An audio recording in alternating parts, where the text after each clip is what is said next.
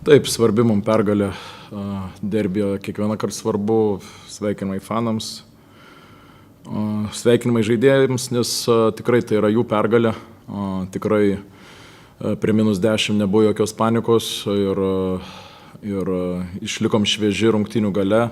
Matot, mūsų geriausi žaidėjai, tiek Parkeris, tiek per gynybą, tiek RJ Cowlas per puolimą, jie žaidė 18-16 minučių.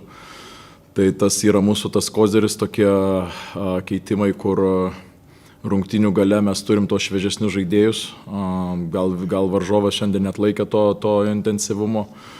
Ir tikrai pavyko išlaikyti tuos žaidėjus šviežesnius rungtynių galui ir to pasiekoje švenčiam, atrodo, eilinę pergalę, bet tikrai klubui yra svarbi pergalė, nėra ką slėpti. Pagrindinė tema prieš rungtynes buvo šita arena, nebuvo keisto jausmo žaisti Vilniaus derbį čia?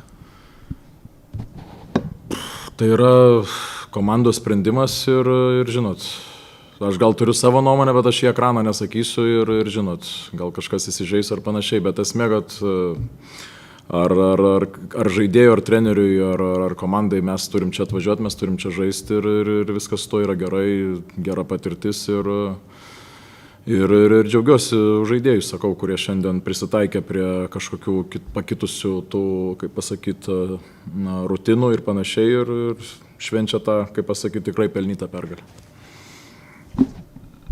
Ar RJ Cowlo faktorių tampa sunku ignoruoti?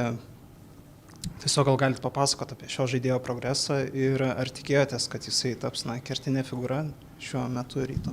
Aš sakyčiau, pagrindinis jo progresas yra psichologinis. Kaip jis viską žiūri, jeigu matėt, jisai kada šiandien pradėjo rungtynės, jisai pradėjo pirmo kėlinuko pabaigoje. Ir iš vis mes įplanavom išleisti antro pradžioje, bet tam tikros situacijos rungtynėse privertė jį išeiti anksčiau ir jis su tuo susitvarko, kitas žaidėjas tikrai būtų reikalų. RJ išlaiko savo vidinę ramybę ir tas yra jo didžiausias šiuo metu arkliukas, jo neišmuša iš vėžių nei kažkoks švilpukas, nei kažkoks situacija, kur mes jo nepanaudojam puolime.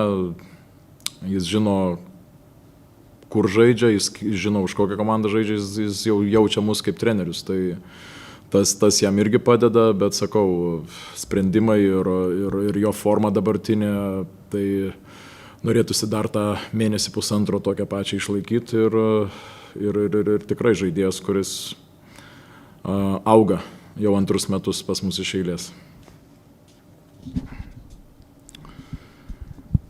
Treneri, žaidžiat išvykoj, teoriškai, bet jaučiatės kaip namuose fanų prasme, ką tai pasako apie jūsų fanus ir tą visą klubo statytą ilgametę kultūrą fanų?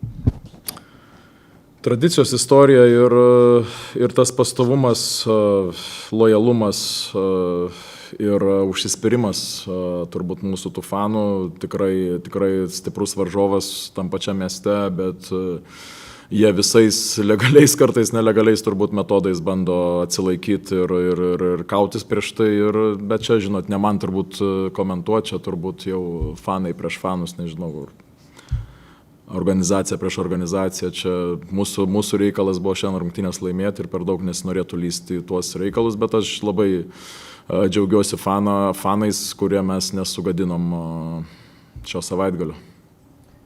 Treneri, dėl antros vietos esat ramus, bet kas yra apačioj, tai ten didžiulis chaosas, Jonava, Vilkai, Lietkablis, kaip pats matot tą visą tą maišalinę ir ką galima pasakyti apie LKL? Jo, tai mes šnekėjom prieš šias rungtynės, kad žiūrėkit, mums 6 rungtynės, nieko realiai jos nelemenčios, bet visom kitom komandom, kur mes žaisim prieš jas, tai yra daug ką lemiančios rungtynės, išskyrus Žalgirį. Visos kitos komandos jos kausis prieš mus, jiems yra do or die rungtynės, tai tas yra mums svarbu, kad varžovas su tokiu nusiteikimu ateina, mes galim tokios rungtynės irgi augti, tobulėti, kas mums svarbu naujokams, tai yra žaidėjai, kurie šiemet pirmus metus su mumis, mes irgi pabrėžėm, kad nesvarbu, tai yra 6 rungtynės turbūt apie nieką, bet mes esame komanda, kuri mes tikrai rungtynių neatidavinėsim.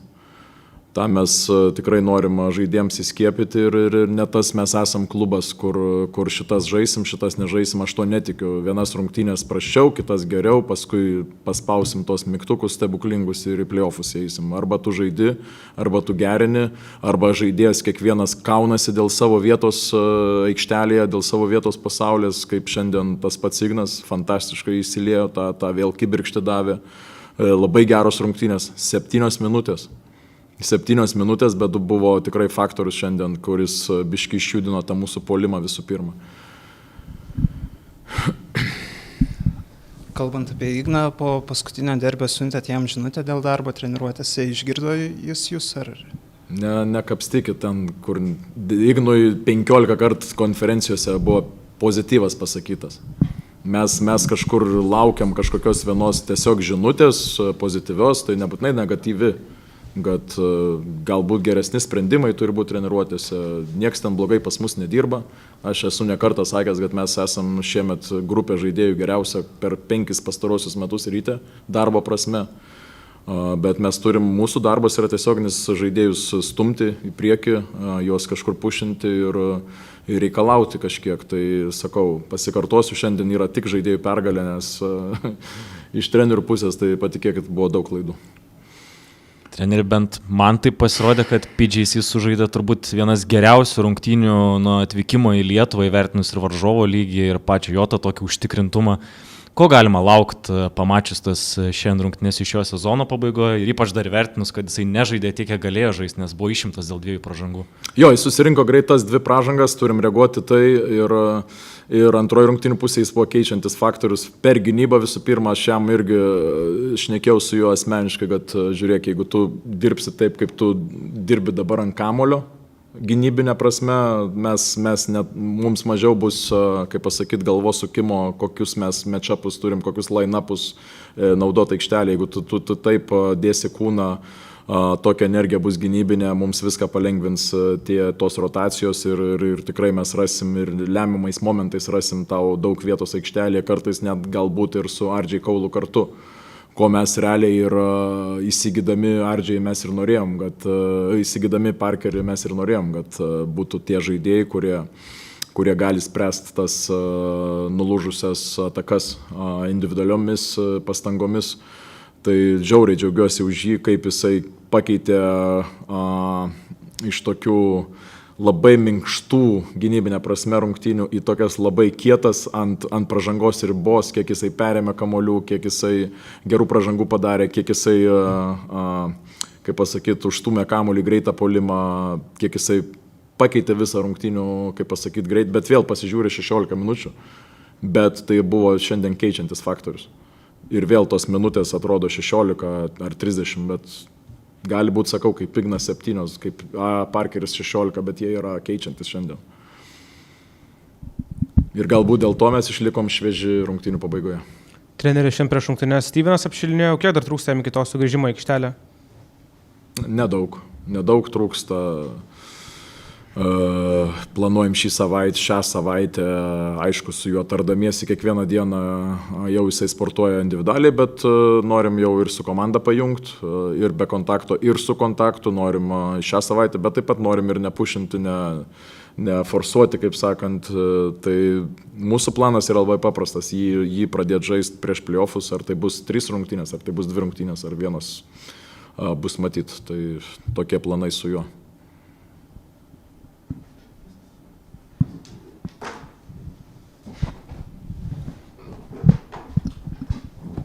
Treneri, pastarąją savaitę kolegos iš Basket News dalinosi informaciją, kad Vilkai planuoja Twinsbet areną pardavinėti. Jūs esate laimėję 3 iš eilės derbius, šiandien perkeltas tas derbis į treniruočių centrą. Nėra tai ženklas, kad galbūt jie kapituliuoja toje kovoje dėl sostinės? Nežinau, ne man spręsti, mes tengiamės savo reikalų žiūrėti ir patikėkit, kuo aš toliau lysiu į tą mišką. Aš mačiau straipsnių pavadinimus, bet aš tikrai jų net neatsiverčiau. Nes man ten nereikia lysti į tą mišką ir ten kažką vertinti ir klausinėti vadovybės, ar čia tiesa, nereikia man ten lysti.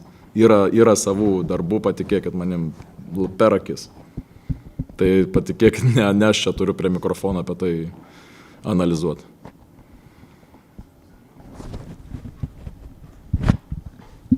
Treneri, prieš tą suprantama Vilkų ir Ryto, bet vertinant, esam naujoj infrastruktūroje, turime didelę konkurenciją Vilniuje. Kaip vertinate tą naudą, kurią Vilkai atneša Vilniui ir Lietuvos krepšiniui apskritai?